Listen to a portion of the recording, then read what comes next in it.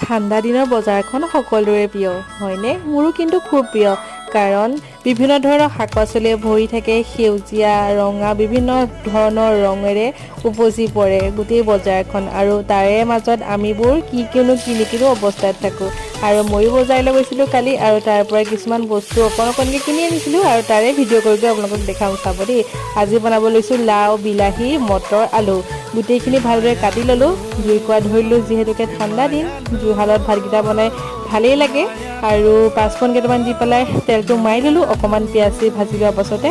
সোৱাদ অনুযায়ী হালধি নিমখ দি এইখিনি মই বহাই দিলোঁ শাক পাচলিখিনি আৰু চাওকচোন ইমান ধুনীয়াকৈ গলি যায় নহয় আৰু ভাত সাজ খাই বহুতেই ভাল লাগে লগতে আছিলে বেঙেনা পোৰা আৰু এই ভাত সাজ যদি ৰাতিপুৱা এনেদৰে গৰমে গৰমে খোৱা হয় সোৱাদটো বহুতেই ভাল হয় হয়তো আমি সকলোৱে জানোৱেই মই ক'বই নালাগে আৰু আজি এনেদৰে আমি ৰাতিপুৱা সাজটো খালোঁ আৰু নতুন এটি ভিডিঅ'ৰ লগত আকৌ লগ হ'ম আজিলৈ আহিছোঁ।